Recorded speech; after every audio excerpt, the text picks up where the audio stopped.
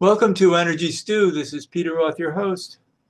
And I'd like to ask you, has 5D been nudging you lately? And I don't mean the apartment next door. How about the fifth dimension? And let's talk about it because we're headed that way and we need to know more about it. And so to help us learn about 5D is a wonderful spiritual teacher, leader, author who I've known about for many, many years. I'm so glad to finally be able to talk with her and interview her on Energy Stew.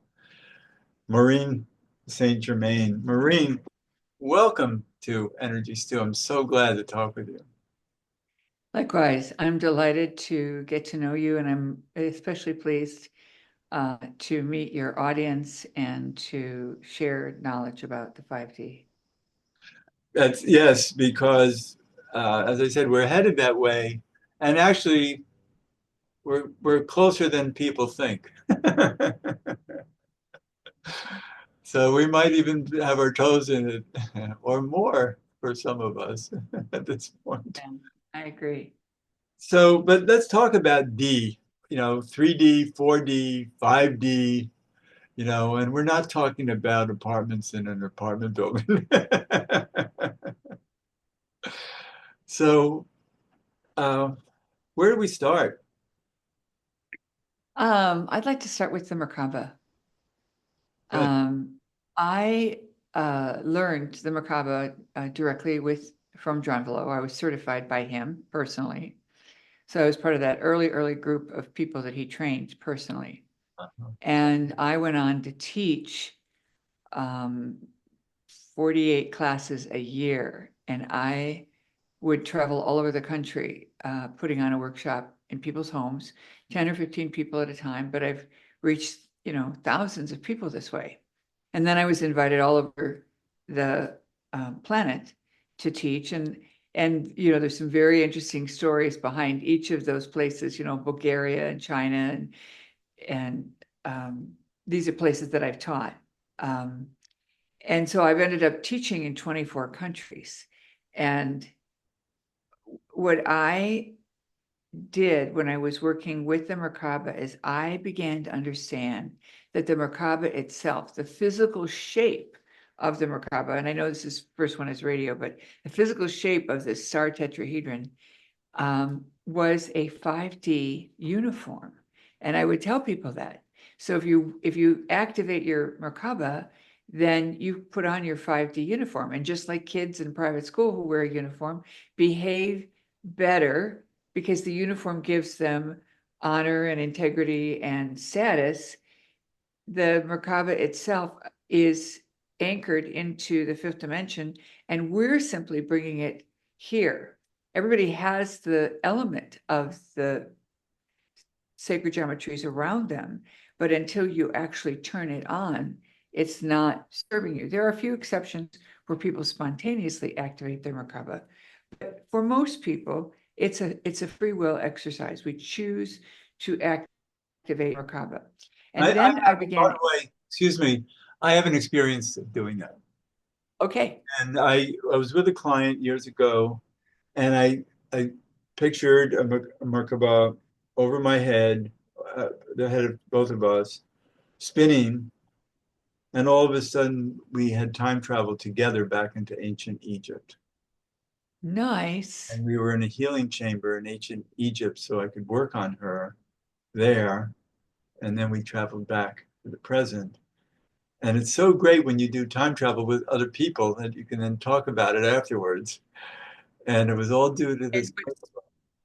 And what's super spectacular is telling people that the merkaba will allow you to travel interdimensionally, and you're telling that story. You have actual real-time proof because you went with someone. I, That's fantastic. I love I it. love I love it. But So once you have that, then you know what the power you're dealing with this form. right, right. I have a feeling that it was the engine inside the merkaba that helped make that happen. Well, it was spinning, so it was juicing that engine. I'm referring to your energy. Oh, thank you. Anyway, I asked the merkabah to teach me, and the actual physical field allowed me to access. And of course, you know a little bit of my history, so you know I had access coming in anyway. But I asked for understanding, and boy, did I get it. And one of the things that I am well known for is, as a practical mystic, I am interested in how does this apply to the reality we're in? Because you can't just get all this esoteric knowledge and not find a way to integrate because it'll get you somewhere, but you'll end up in a dead end because it doesn't give you all of the aspects. So the practical mystic aspect was really important. And then the idea that I could explain to people. I had a PhD physicist in my class, and he said to me, if I understood geometry the way you do, I would have aced it all through school. He said, I am astounded at how clearly you see it and how well you can explain it in common terms. And so that's one of the gifts that I have brought forward, is to be able to explain these amazing bits of information that we're just starting to comprehend in the reality It's as true. wonderful. It's wonderful how we're attracted to just the right programs for us to utilize our sole purposes here. So then I wrote the series, the 3-book series. One is called Waking Up in 5D, and that was the first book, and that was just a runaway bestseller. And then the book after that was Mastering Your 5D Self. And then the most current one, which just came out a few months ago, is called Living Your Best 5D Life. And um, this book has all kinds of wonderful information to capstone that information on 5D. So now we can kind of dig in and talk about 5D. I love that because living a 5D life is where we're all headed in a way that makes the world a better world because it's going to become more authentic. I agree. As a matter of fact, I joke around and say everybody's going to be 5D whether they're ready or not. We can't help it. And that's why, because of transparency, 5D will make us much more transparent with each other. We can't help that. Um, the energies will be exposed, and we'll have to learn how to be true to ourselves and each other in ways that aren't so obvious now. And Yes. So, a lot of people like to say, well, what's going on with 3D and 4D? And so I always take time to explain those because the contrast makes it easier to understand. yes, In 3D, we were given permission to do things that were not of 100% light. So we were given the freedom to take the not God choice, as I call it. You notice I don't use the word bad or good. I'm just saying it's a not God choice. Um, and that includes everything. And why would we do such a thing? And the answer is because as source, as part of the original creative intent, we chose to separate from that which is inseparable. So we chose to separate from all that is, separate from that which is inseparable, and pretend that we're not who we are. In that way, we create a bubble around ourselves and we create something different than all that is. And in that environment, we were permitted to create the not God choice. And there's a lot of sub stories on this that I'm not going to go into. But what I can say is 5D is the zone where the not God choice does not exist. And so my metaphor for that is you go into your favorite grocery store and that food, whether it's Twinkies or chips, that you go to when you're stressed or when you're looking for something that, eases your tension or whatever it is, those things aren't even there, and you don't miss them. You don't even miss that you can't get your favorite chips. Well, And it's so that's because we're operating with a not God body. And we're operating with a body that doesn't know not God. Exactly. well, it's not wholesome. It's our bodies break down, have disease. Ideally, our bodies should be pure and whole, and they can't be when we're in a 3D life that is so disturbed by, let's call it non-God choices, non-God thinking. So, Exactly so. yeah. And our DNA has been altered and messed with. And one of the things I discovered in working in this environment is that um, there was self-healing DNA, and there is self-healing DNA in our system, and we can access it. But I was told it was hidden. So I started looking, where could it be hidden? And I found it in the lower dimension. Wow. And as I explored it, I realized, oh, well, of course they would hide it here because we wouldn't look here. We're ascending, we're moving into higher vibes. Why would we look at a lower dimension for our self-healing DNA? Where is it? Well, it's in a dimension below third, but you can call it in, and I do every day. Love I that. called in my self-healing DNA to activate and rejuvenate. I call in the energy to rejuvenate and um, amplify its effects and its ability to work with me and heal me. I love that. Mhm. Wow. So it creates an anti-aging effect, as you could imagine. Yep. And that's why our future in 5D, we're going to live to be quite old. Yes. So the 5D experience is what, if you're unfamiliar with any of this, you stumbled upon this show, good for you, because it means you're ready to hear this. But in simple terms, 5D is like heaven on earth. So it is the equivalent of what all the traditions have taught us is heaven, where you have a nice experience, your body doesn't break down, you can have a conversation with someone and not hurt their feelings. Those kinds of things occur. And in 5D, what happens is when you are vibrating, and it is a data set, it's a vibrational data set. And so when you're vibrating at 5D, the things that come out of your mouth might not be the exact thing that your mind is holding, but it's an elevated version because of the merkabah and because of this 5D vibe. So you might be thinking, gosh, that dress that this woman's wearing is clashes with her skirt that she's wearing or whatever. And when it comes out of your mouth, you go, that's so interesting. I like the way that looks. And so the energy shifts and you don't even realize in the moment you've expressed as a 5D. Now, the interesting thing about when you're 5D, and this is another thing people don't realize, you don't get to be 5D and then stay there. It's a sine wave. So everybody is going up into 5D and sliding back down, going up into 5D and sliding back down. And you can tell when you've been in 5D because when you get back down to 3D, you're going, what the heck just happened?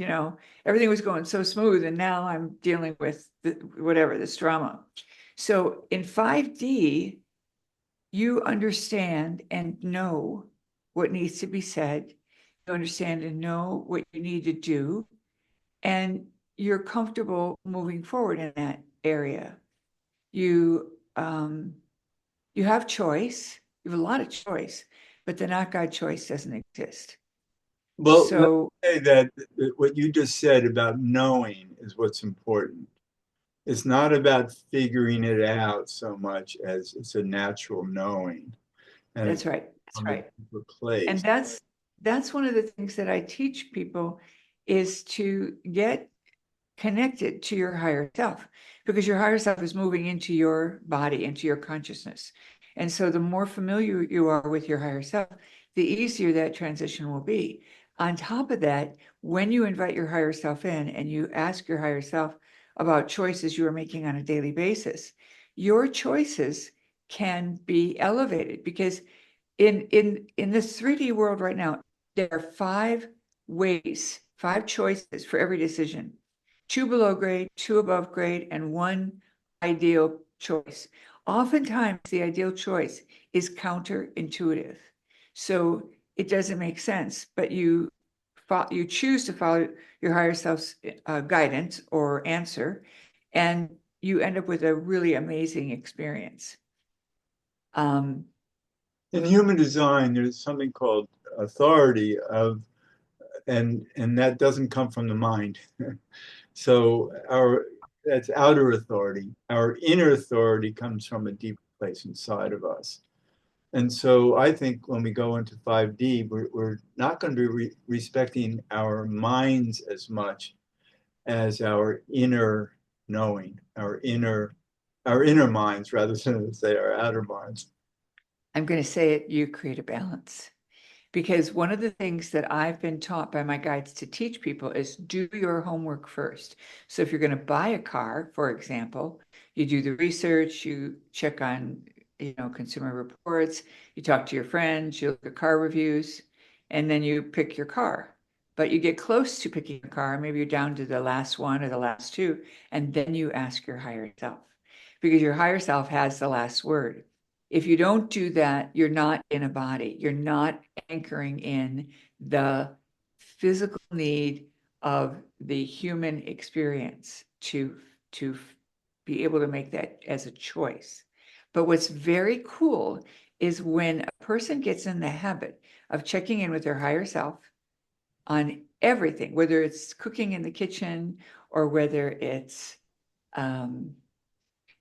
which road to take on a trip, or if it's a good idea to take a trip, all of those things, it always turns out even better than you could have imagined. Always, always, Right, always. right. If you're not trying to figure it out, but you're actually following your feelings, because our feelings guide us. And I think in 5D, It's more than feelings, Peter. I really do. say it again.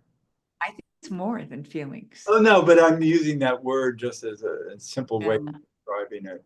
But it's Yeah. an inner knowing that we learn to live by, and actually don't have as much regard for how our minds are playing with it. Well, what happens is in the protocol that I teach, we spend 45 days practicing on stuff you don't care about. And so you ask, is it my highest best good to have a cup of coffee? Is it my highest best good to have meat for breakfast? And you wouldn't ask that if you were a vegetarian, because you don't want to eat meat. You've made a human choice.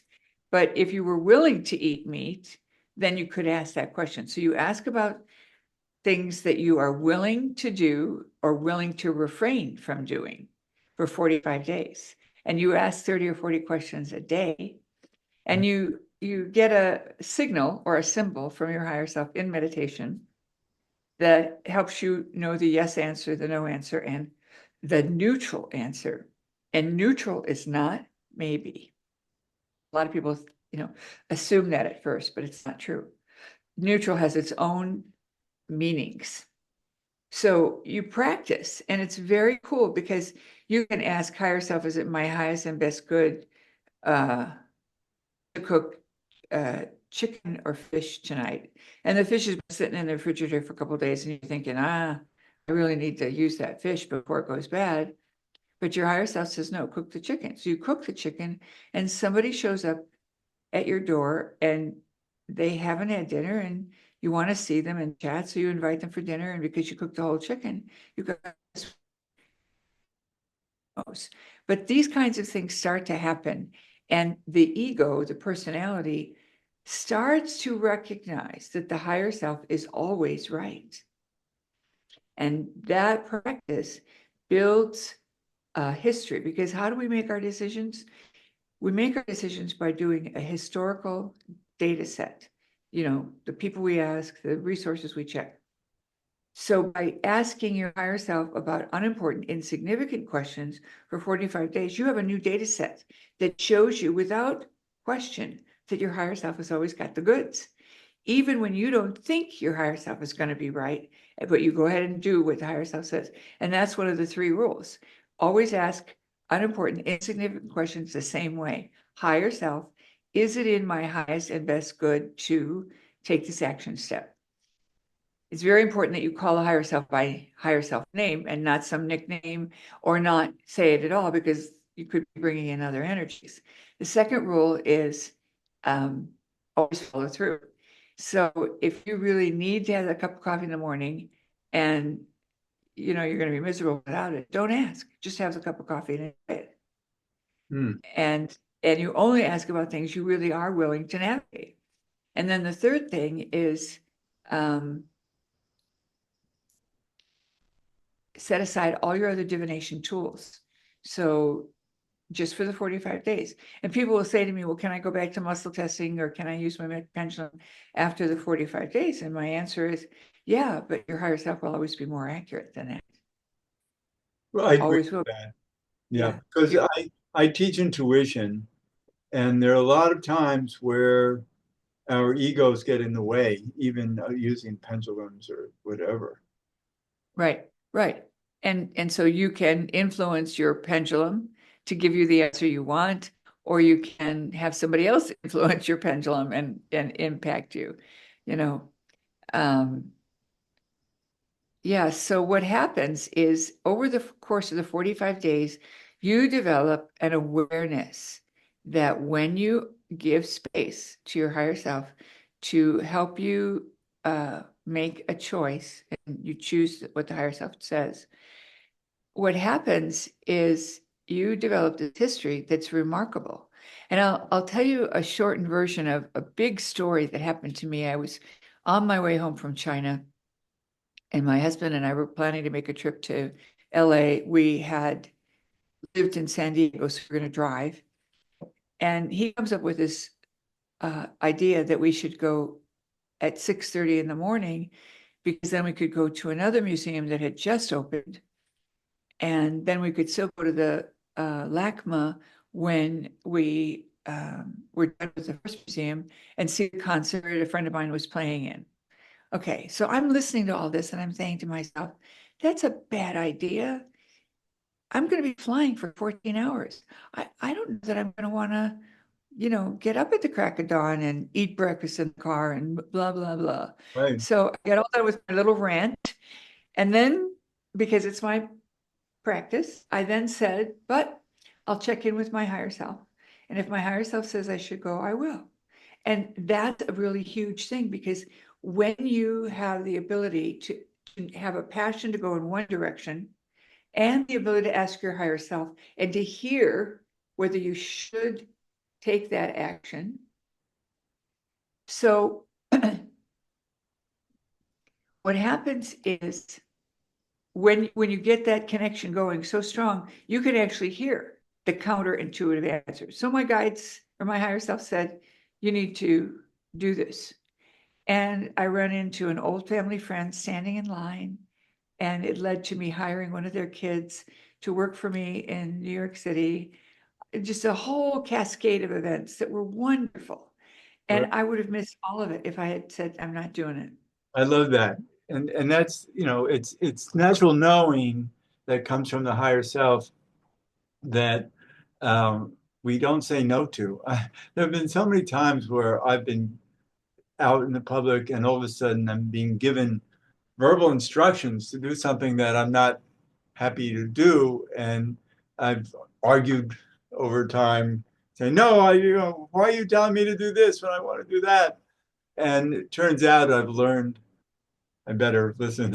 Well, I think that's a great observation, because I also argue with my higher self. And I have kind of adopted a pattern that if my higher self insists and I go to 3, so, I say, no, I'm not doing that because of this. Okay, you got to do this. No, I'm not doing this. I got to do this. You got to do this. Okay, fine. I'm on it. And then once again, when that happens, I get all the goods. I get all the goodies. And Yeah. that's the best part. Living in 5D is so much fun because getting to the place where everything is an experience, there's no such thing as an affront. There's no such thing as apologies that are needed. In one of the books, I actually come out and say, stop teaching your children to say, I'm sorry. And why is that? Because when you say, I'm sorry, you've created a pecking order. The person who was injured is above you, and you've kind of groveled to them, I'm sorry. When you are at equal, you will say, are you okay? And then the other person has the ability to say, no, you stepped on my toes and it still hurts. And then the person who committed the affront can find a way to own it and maybe appease if they can. Is there something I can do? You want me to kiss your foot? What makes you happy? But it creates a dialogue, you see, and it creates an expression of caring that we don't have when you have, I'm sorry. How many times have you seen a mother say to her child, say you're sorry, and in public, and the child digs in his heels?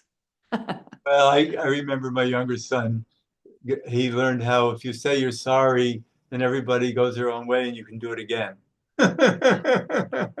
Yeah, well, and that's what happens, and that's my thought as well. I don't want you to say you're sorry. I want you to tell me you're not going to do it again. Right, exactly. So we're getting near the end of the show. Let's make sure everybody knows how to find you and follow up. So My website is the St. Germain Mystery School.com. So it's STGERMAIN mysteryschool.com. You can Google my name, Maureen St Germain, and find me as well. My books are available on all book outlets, Barnes and Noble, um, all the way out to the bookstores. Regular bookstores carry them as well on Amazon, and I think we do sell them on our site as well. I have a wonderful guided meditation app that has over 40 guided meditations, all written for specific purposes. Whether you want to bring in your beloved, whether you want to let go of a beloved, sell your home, bring in the archangels, bring in the Elohim. Um, uh, there's just a huge grouping. One of them is called uh, the Golden Bowl. And the Golden Bowl is the activation of the crown around the body, and it's built from the sinus cavities, and it has a biblical beginning. And I explain how I discovered this information and how apropos it is. Anyway, so that one's on the free side of the app. You can also have the full version. There's maybe 10 on the free side. What else? And of course, we have a school. So we have classes that people can take and teachers, and we're very grateful to be able to serve humanity this way. that's wonderful. Maureen, I'm so happy to know you and to have done this fun show. I love talking with you. And we will meet again soon, I hope. And um, thanks so much. My pleasure.